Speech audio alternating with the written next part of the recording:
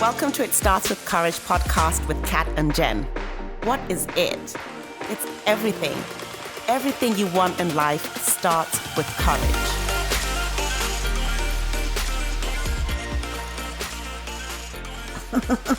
We're here. We are. I'm excited. Let's go. Okay, so we have our second ever guest. Yes, special in the guest. building. No way. That's awesome. Yeah, I'm excited. What? your second guest. So this is, and people have been loving these guests. So I'm super excited to have you here. So today we have Haley. I'm going to say it right because my French doesn't French all the time. Haley Gregoire. Yes, Owner, that's it. yes, of Feel Good Nutrition. Yes, correct. So Haley is a registered dietitian, friends. So actually in the process of it, but yes. Haley is in the process of becoming a registered dietitian. Yep. Haley, okay, so I guess it's not a funny story, but this is a story on always be open to learn from people, guys. So I'm in the gym and I'm working out. I had just met up with a couple of friends. And you know how sometimes when you work out with friends, you feel good. You're like, yeah, like I'm really doing it in here. Do you guys see me? I'm working hard. And I started to do a couple of different Olympic style lifting. I guess that's more like CrossFit style lifting. Yeah, just Olympic lifts in general. Like, yeah. You were doing snatches. Yeah. So, as I'm doing my snatches, I can really feel them and probably in places I shouldn't have been feeling them. And Haley was so kind. She's like, hey, so are you trying to do this? I'm like, yeah. And she's like, well, try this and that and this. And guys, when I tell you those lifts, I've just been flying in the air. Yes, I was like, wow, that looks a lot lighter than it did before. You're crushing it. Yes. So that's how Haley and I met. Mm-hmm. And I thought it would be amazing to have her on here. We do talk a lot about health, wellness.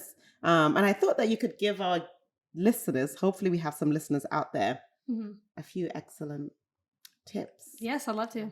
Were you nervous to give her a tip in the gym? So I have to read the room, I look at someone and I'm like, do they want to be messed with or do they not want to be messed with? Usually I just keep to myself. I'm like, yeah, okay, I'm quiet. I don't really want to help them out. But if someone looks like they're about to hurt themselves, ooh, child, she said I look like I was about to help. You didn't look like you're about to hurt yourself, but I was like, she is so fun because I saw you getting it with your friends. I was like, I feel like she's open to, a couple tips or whatever. So I just approached you. I think I was like, I wasn't trying to be like, hey, do this. I was like, try this. Right. I'm never going to say do this because people get intimidated by that. Like, okay, now well, that takes courage in itself just to go up to somebody at the gym and give them a tip because you never know how people are going to take something like that. Yeah, that's why I had her read it read them. And I think I had taken pictures of her and her friends. Yes. For them because they asked for pictures. So I was like, I think we're besties now. Like, So it's fine, I took a picture for them. So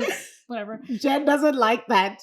She always tells the story of when she went on vacation in Mexico, and obviously they're taking in the scenery, they're hanging out, and then it was a bunch of girls just on the side taking pictures. Oh, that's so funny. For an hour in the pool, they were all it was a whole photo shoot, of all these different angles, and I was like, and then somebody would take 50 pictures, and then they'd sit back and they'd swipe through the pictures. Only one of them or something. I was like, is this vacation for you or Instagram? Yeah. Well, we were working out for Instagram on that day. Yeah, y'all had a whole routine going. Yeah.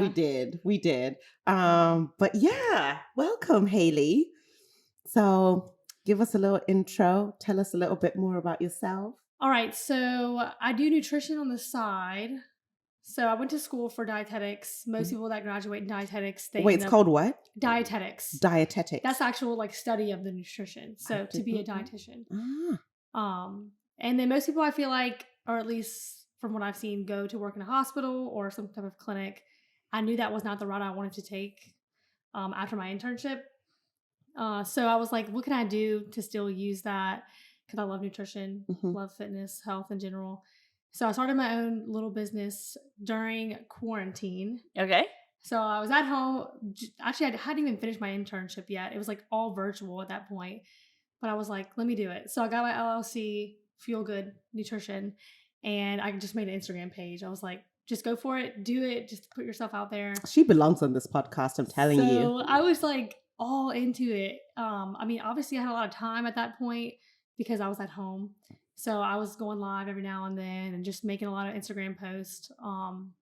Started to get clients and then doing all that. Went back to work and then slowed down with that a lot. Like, I don't think I've made a post on that Instagram in a while, but I still have clients on the side. So that's been fun. But yeah, so my full-time job right now is with a construction company actually called Kintech. I do project management. And then I just do the whole nutrition thing on the side, which I love because I'm like, I can always have that there, multiple streams of income. So, yes. We like that over here. Yeah, we like the side hustle. Oh, yeah, all the side hustles. People always make fun of me for that. They're like, you're always working on a project. I'm like, I think it's fun. So, it's always great when your hobbies can make you money. Yes. Exactly. So, it's not a bad thing. We are team many projects at one time. I love that. I love it. So, okay, you said dietetics is dietetics. Yep. Okay, dietitian. So, what is the difference between, because like especially on Instagram or in the fitness world, you hear a lot of I'm a nutritionist. Yeah. I'm a dietitian. Or health coach. Yes. So health coach, nutritionist, all of that. Like, there's no schooling to back that up. It's probably like an online certification. Mm-hmm. Or really, there doesn't even have to be certification. Like, you can just be like someone who likes fitness and health and put like nutrition coach in your bio. But in order to have dietitian or RDN or RD, like, you have schooling to back that up. So like, obviously I went to college for that. I have like a degree in dietetics. I did an internship, which was 1,200 hours of like supervised practice. So clinical experience, food service experience. And I'll really harp on the clinical part of it because people that might be like a health coach or nutritionist, they don't have the clinical background. Mm-hmm. So medical nutrition therapy. So like, I can work in a hospital if I want to. Right. You can't go into a hospital and be like, I'm a health coach. Like, I got on my online your patients cert. with diabetes. Like, let me help your patients with hypertension. Like, most of those people, like, they don't know the right things to be able to do that. But yeah, they just like, they don't know all of those things. Mm-hmm. And I'm not saying health coaches or nutritionists are bad, because I know some people that are nutritionists and they know a lot. Yeah. But there are certain things that you can do and you can't do because it's in your scope of practice or not in your scope of practice. Yeah. So that's just a big thing with the world of like dietitian versus nutritionist. See, because I always wondered what the difference is. I mean, pretty much anyone can say they're a nutritionist. Yeah. Or health coach, whatever. This takes us back to vet your experts. Mm-hmm. Yeah. Go revert back to that episode. Revert back Trust to that. The expert. Trust the expert. Yeah, I feel like there's a lot of drama too. Like, some people make a big deal about it, some people don't. But you'll see it on Instagram, like, dietitians are really like, work with a dietitian. Yes. Like, that way you know you're getting like exactly what you deserve as far as your health goes. Yeah. You know? So, speaking about health, because as you said, dietitians, they've got that clinical experience. So they're able to work in a hospital. And coming back from, well, not even coming back, but we've just been through this whole pandemic thing. And I was listening to so many things where people are like, yeah, I'm taking lots of shots of ginger and turmeric and, you know, all these things to boost my immune system.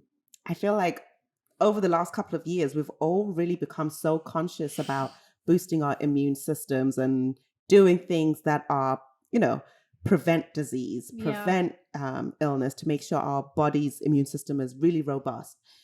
What can I say? I guess the question would be, what tips or what kind of foods could we eat? What does our diet need to look like to make sure that us, you know, our immune system is really up there and ready to kick some butt? Yeah. Okay. So I will start by saying, like, people always try to do these things to boost their immune system. Like, they'll go somewhere and they're like, oh, this shot of whatever will boost my immune system. And you can't really like boost your immune system. It's like a thing that's an everyday thing. Yeah. Like you just build up your immune system. You make it stronger by constantly making healthier choices. So obviously eating less processed foods is going to be the biggest thing. Mm-hmm. So more fruits and vegetables, less processed for sure, less sugar, and then keep it simple. Like, I mean, working out is good. Sunlight's great for you. Mm-hmm. You don't have to add in all these little things like these juices, these shots. I mean, these pills. Yeah, I mean, like most people don't stick with those things anyway, and those are things that have to be technically like loaded for your immune system to have a response. Yeah, not just a one-time thing. My immune system's there, like it's healthy again. Like not really.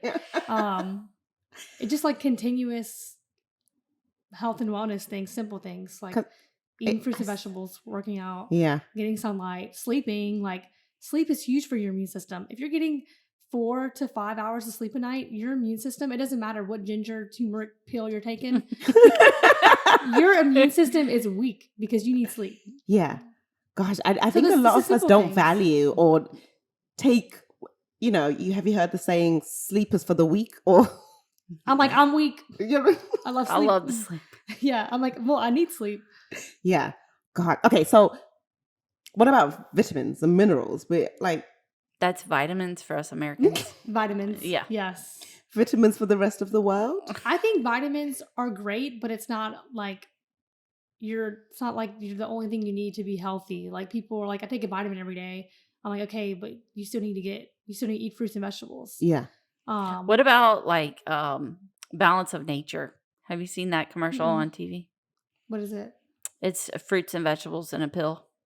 See, I've heard of things like that. There's Juice Plus out there, like veggie capsules. I don't really side with those things because one, I'd rather you eat your fruits and vegetables, but also the dosaging on those things, like you can't fit 1 billion fruits and vegetables into one capsule. Like usually the dosaging isn't really all there, and you might as well just take a multivitamin. Okay. Like those are usually overpriced. Just take a multivitamin, eat your fruits and vegetables, and you're good. She's bringing it today. I know. Or the gummies, because the gummies just taste good. Don't even get me going on the gummies. Okay. Oh, no. What's wrong with the gummies? What gummies? The dosaging is usually not good with the gummies. What are you talking about, the gummies? The vitamin gummies or vitamin gummies. The ones you can chew and it tastes like jelly babies. Yeah. So they usually have added sugars. They usually have like the gelatin things added into it. So it's just like, really, how much are you getting of the vitamins and nutrients, you know? Trash. It's trash. I know, it's sad because it tastes so good. She's busting everybody's bubble today. I know everyone's really mad about it right now. But okay, so now I want to go back to really though, nutrition is more simple than people make it out to be. I want to go back to, we said eat our fruits and vegetables. Mm-hmm. But if you're juicing fruits and vegetables, does that count, or do you prefer? Because I can't imagine you get as much fiber. I feel like there's like an argument with juicing. People will be like, "Don't juice," like, yeah, because you're losing the fiber with it. But I'm like, if juicing is the only way you really want to get your fruits and vegetables in, I'd rather you do that than take a pill, you know, or take a capsule, whatever it is. But yeah, you're losing the fiber aspect of it, and the digestion is going to be different than if you were to eat it, because fiber slows down digestion, whereas juice will like a big spike in insulin. Okay, so hold on. Fiber. I always felt that fiber just, really helps things move along, and it makes you have nice, beautiful number twos. Yeah. So you're saying fiber slows down digestion? Yeah, fiber. So fiber is going to be like, if you would think it's going to make you feel full longer, right? Yeah. And if you were to think of something that's like, but I thought it helps with constipation. When I think constipation, I think fiber doo-doo. No, yeah, fiber will help you go to the bathroom for sure. Okay. That's why people are saying if you're constipated, eat foods high in fiber. Yeah. But fiber slows down digestion. So if you were to look at like white bread versus wheat bread, like white bread is going to spike your insulin quicker than wheat bread because it has fiber and other things to help slow down digestion. Yeah. God, see the things you learn. But everyone's so individualized. Some people don't need a lot of fiber because their stomach won't respond well to it, and then other people do. And how do you find that out? So it's really how how you respond to food, because some people will increase their fiber and they just have a ton of stomach pain. Like they had nothing going on before, as like they were like regular bowel movements, and now it's like things are going crazy. That then you want to be like, okay, lower your fiber. Like not everyone needs a super high fiber. Usually about 20 to 25 grams a day is fine for most people. And I think for me, this just drives home the point when people say how I eat works for me. It doesn't mean it's going to work for you. Exactly. Yeah. And I think a lot of us out there just want to copy. Right. Yeah. What's worked for somebody else? Okay, I have one that I feel like I should ask on behalf of the fitness world. And the number one question that I always get: what should I eat to lose belly fat? Oh, goodness. Okay, so I actually get that a lot too. Even being like a fitness coach, people are like, what move can I do to target belly fat? Yeah. You can't really target fat in any area. Preach to them. So you can burn fat by doing cardio, but you can't target certain areas. Like just because I'm running doesn't mean I'm gonna lose weight in my stomach. You know, it's just gonna happen overall through fat loss. Yeah. But what you can target is muscle building. Mm-hmm. So you can build muscle in certain areas. Like if you're doing a bicep curl, you're gonna lose the flab in your arms because you're building the muscle there. But when it comes to like diet and nutrition, if you're cleaning your diet up, you're gonna see results, but you can't target those results. Yeah. You know what I mean? So that just comes from total fat loss. Yeah. And then honestly, that has a lot to do with genetics. Like people hold weight in different areas. Mm-hmm. So I stay pretty lean in my stomach area. So they call it's visceral fat. So the visceral fat is the fat here in your stomach, around your organs. So I stay pretty lean there, where other people are like, that's where I hold all of my fat. Mm-hmm. Well, I hold most weight in my legs. Yeah. And that'd be like me saying like, how can I target my leg fat? Well, I need to build muscle there. Well, I mean, these are questions that people, we just want to hear out there. I think everyone's always wondering, what is that secret food I need to eat? There was a TikTok. Broccoli. It's just broccoli. It's the answer. That I saw. And it's, you know how, I don't know how familiar you guys are with TikTok, but you can react to someone's story. So it'll be you side by side. And it's basically this thing that went a bit viral. It was like a belly fat coffee. Mm-hmm. And he squeezes like a lemon in coffee. That's so gross. And I know. And they're like, drink this for 6 weeks. That's like the apple cider vinegar stuff. Yeah. Like who buys into that? Yeah. Like it's not going to lie. I tried it. Yeah, like 6 years ago. I've done the whole apple cider vinegar thing too, and all it does is make me have to go to the bathroom like 2 minutes later. I'm like, okay. I had heartburn. Yeah, some people say that too. You're drinking vinegar. It's not good for your teeth, really. Or your throat. Yeah. You either dilute it, obviously, like with water or something. But some people just straight shot it, and I'm like, I don't know how. And it's the mother, the one with the mother. The mother. Yes. Who names it the mother? What is the mother? Do you know what the mother is? It's like, it's like the actual growth that's in the apple cider vinegar. So like if you see the clumps at the bottom, that's like the mother. So there's good like bacteria and stuff. Oh my gosh. Yeah. But, I don't know. I couldn't do it. I did it for like 3 days and that was it for me. That was the end. But those things, that's not going to make you lose belly fat. Yeah. Like doing the things that you probably already know you should be doing will. Like cleaning up your diet, working out, those little things. That's not what we want to hear. Yeah, no one wants to hear that. Stop People are like, that. Stop it. Can I wear this wrap, this wrap around my stomach? And like, that's just going to target my belly fat. I'm like, no, that's just gonna make you sweat around the area. Yeah, but it's not gonna make you lose belly. It's gonna be water weight. Yeah. But short term. But people I mean, if you can tell me just, hey, open this door and everything is there, versus, hey, ride this bike and take these stairs and then do some monkey bar handles across and then you get there. No one wants to open the door. Yeah. I'm going in there. Yep. So prices have been going up around, gas, everything. And a lot of people in the past, I don't know if you guys would agree with me, have always said eating healthy is expensive. Yeah.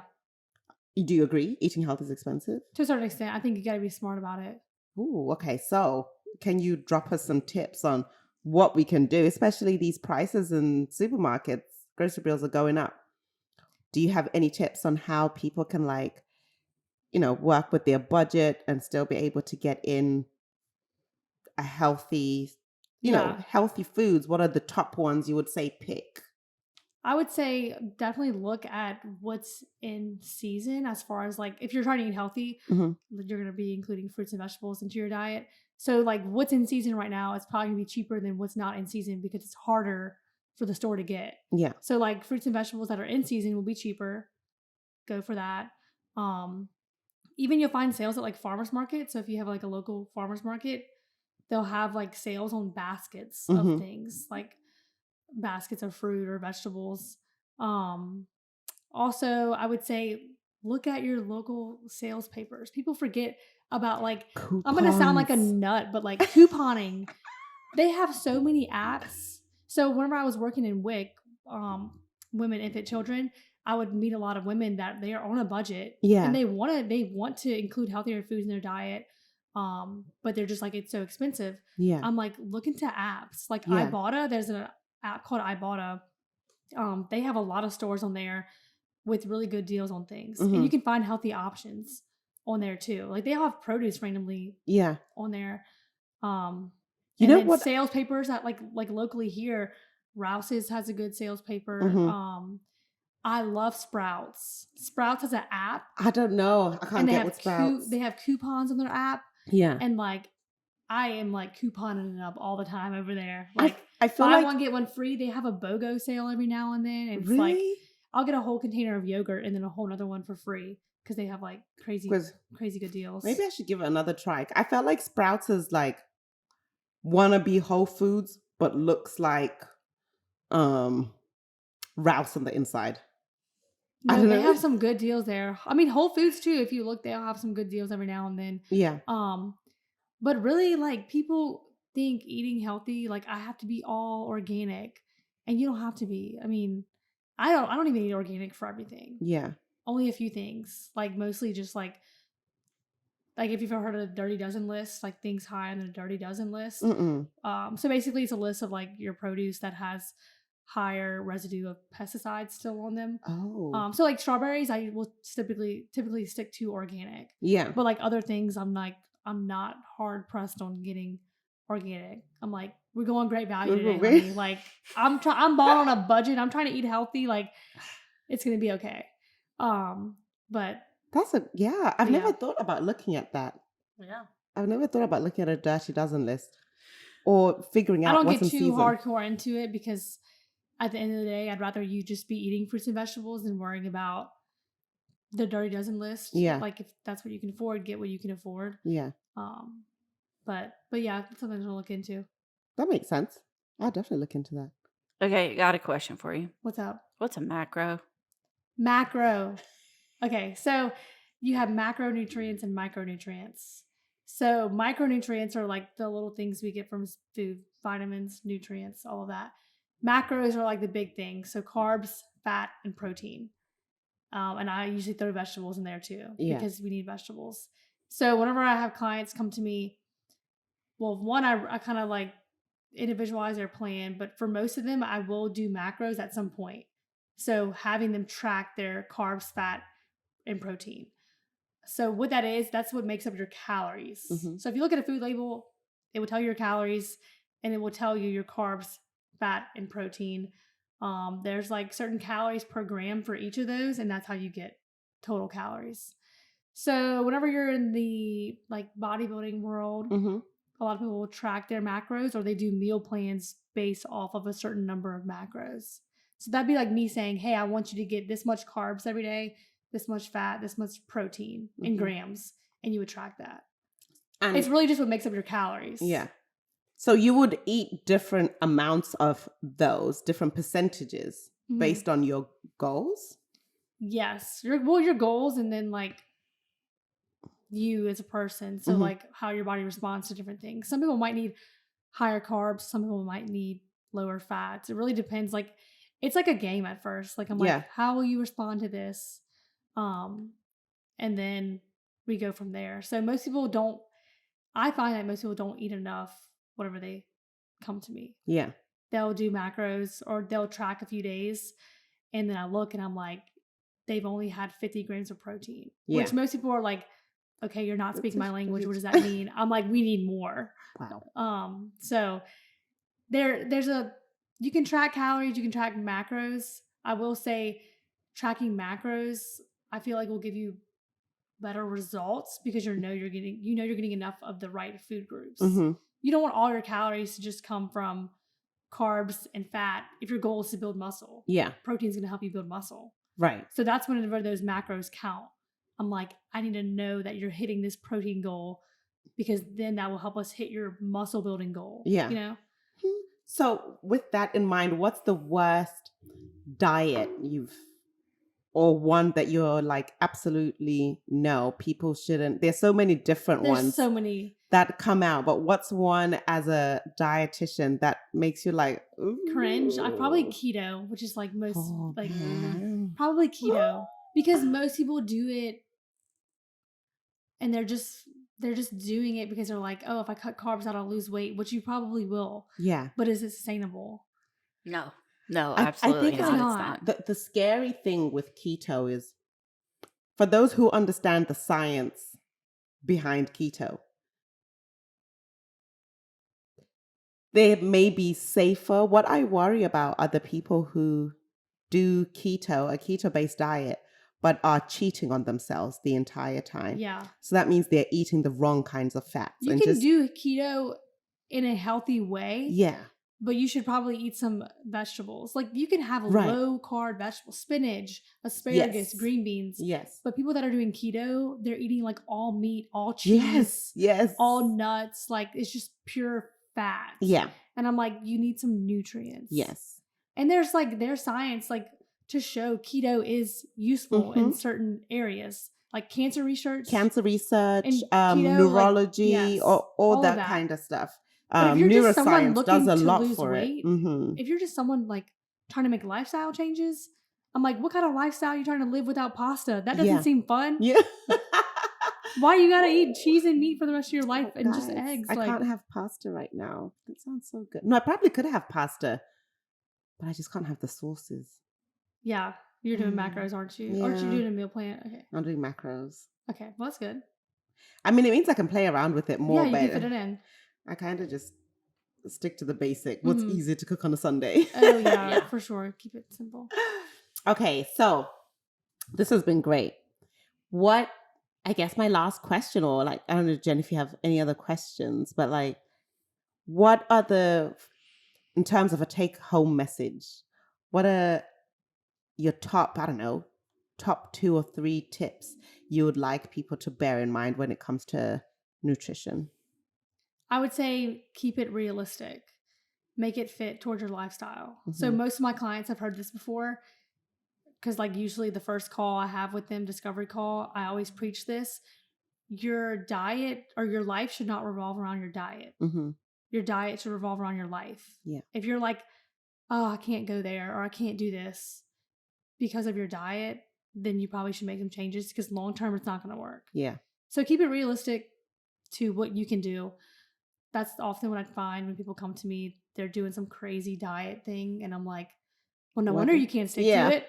Like, that's not going to fit. It's not going to work with your life. Yeah. So make it realistic and then set, like y'all probably heard this before, set SMART goals, like specific, measurable, attainable, realistic, timely, the SMART goals. Like, that's so true though. Like, don't set a goal that you can't like actually reach. You know what I mean? Yeah.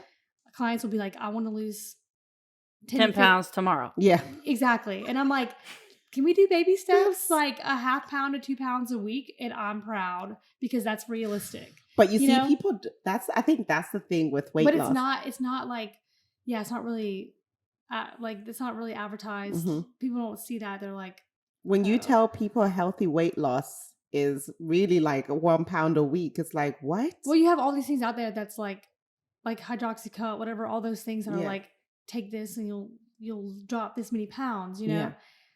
But when you say like only a 1/2 pound a week, people are like, oh, I'm not doing good if I do that. Yeah. I'm like, no, slow progress is still progress. Oh, And yes.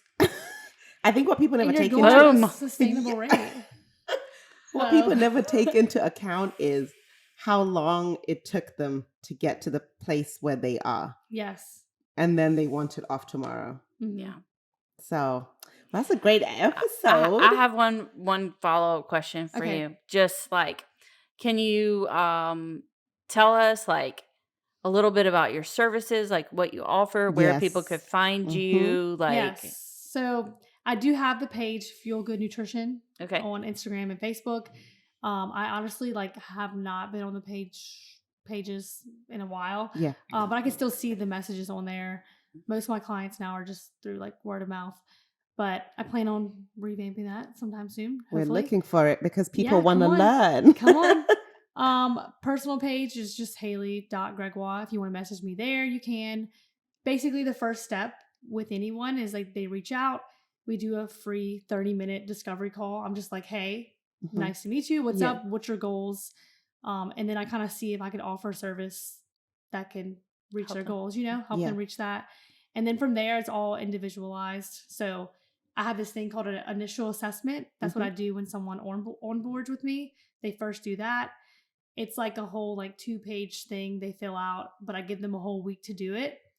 It just helps me get to know them better. Yeah. So motivation things, mentor questions, also just basic like biometric, height, weight, things like that, sleep schedule, workouts, all that stuff.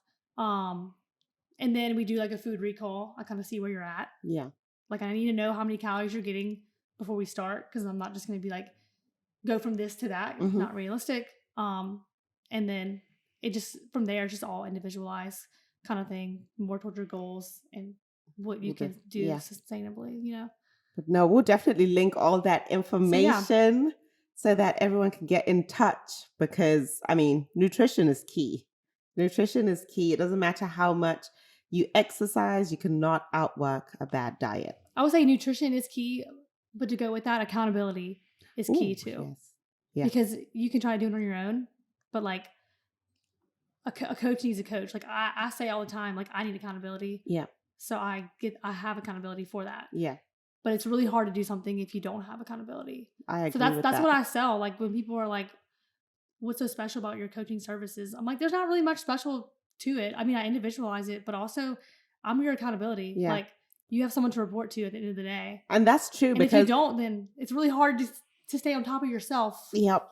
So I started some Olympic lifting training with Haley, and she checks in, friends, every week. How are we doing? Oh, yeah. How are we doing? But no, it's been great having you on. It's been fun. Yes. Thank you so much. You. Peace. Done. All right, bye.